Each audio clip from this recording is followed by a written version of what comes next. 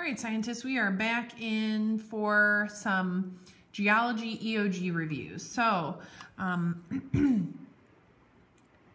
how do rocks, fossils, ice cores show change or evidence in Earth's past? Okay, so rocks. The main rock type we talked about was sedimentary. All right, and in sedimentary rocks, we're gonna find particles of rocks and remains of plants and animals that have been cemented together. And so scientists use that information to figure out about Earth's past. So they are clues to Earth's past. Particles of rocks and remains of plants and animals.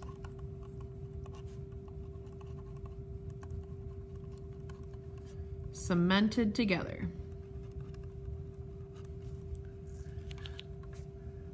All right, so we find out about organisms, plants, and animals that lived in the past. All right, and those preserved remains are called fossils, right? So they are preserved remains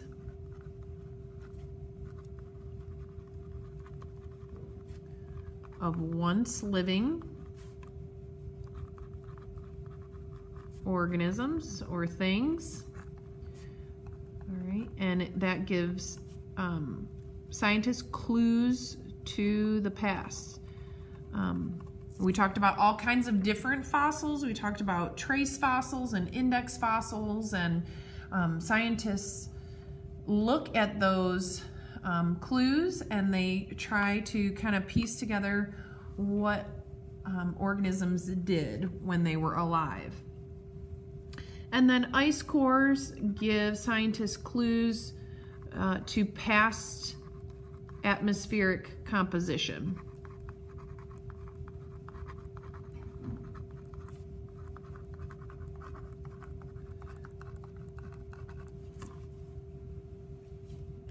All right, so they see kind of air bubbles in those ice cores, and they analyze what the air would have been like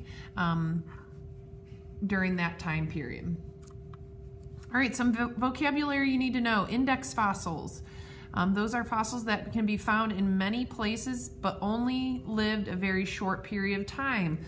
Trilobites is a really common one they ask about on the EOG.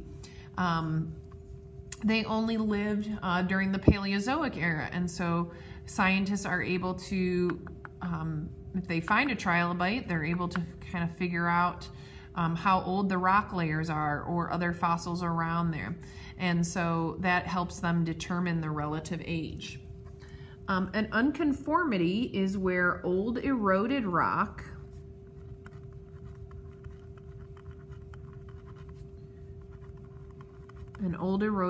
surface comes into contact with newer rock layers.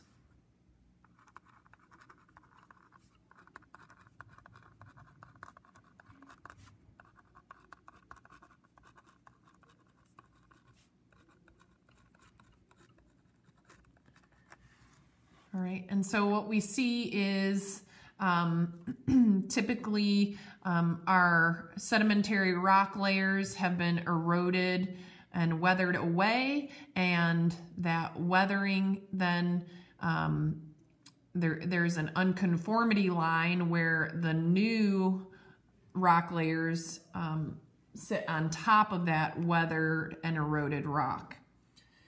Law of superposition, this is big. We talked about this a lot. It tells us that the oldest rock layer is at the bottom and the youngest rocks are at the top.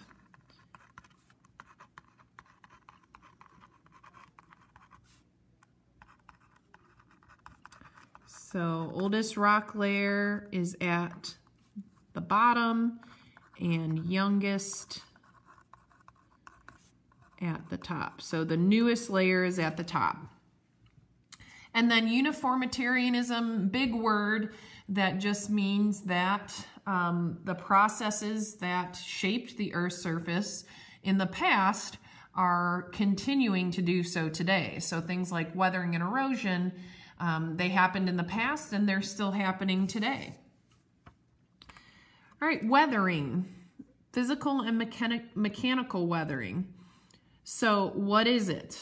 So this is where rock is physically broken into smaller pieces.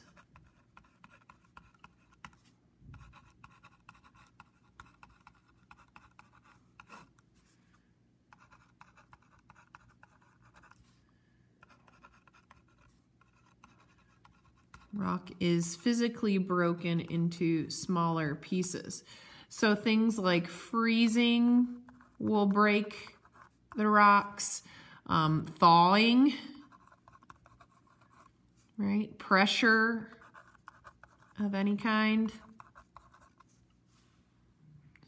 All right, and then we have chemical weathering. So the rock is broken down by chemical changes.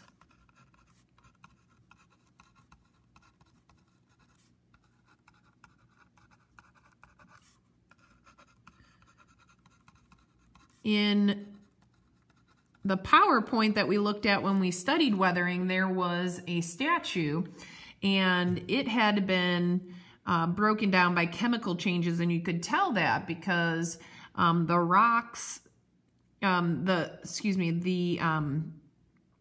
statue's face had kind of just worn off. There was no face anymore, and that was probably due to acid rain, water, precipitation. Okay, so just being out in the weather had caused that to chemically break down. All right, we're gonna look at this diagram here. Put the rock layers A to G in order from oldest to youngest. So remember, law of superposition states that the bottommost layer is the oldest, and then we move younger, younger, younger all the way up. So this is actually in order, A, B, C, D, E, F, G. So we just write that out.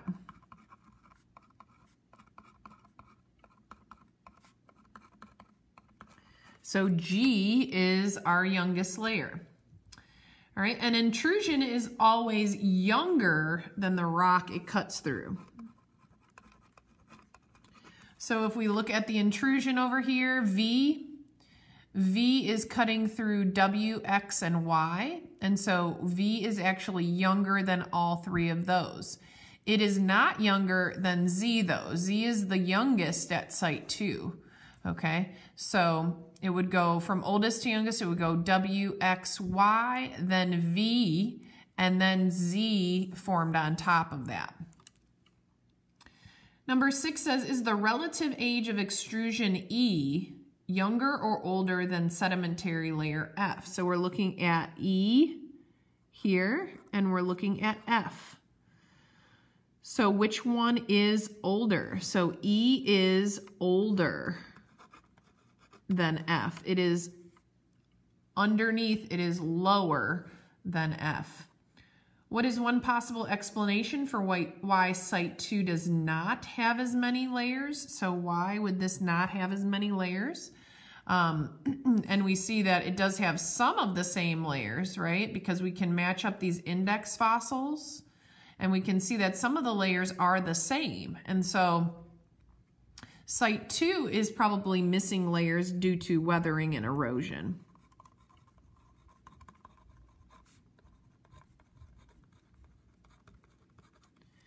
All right, number 8 says, if a scientist found a fossilized fish in layer B, so we're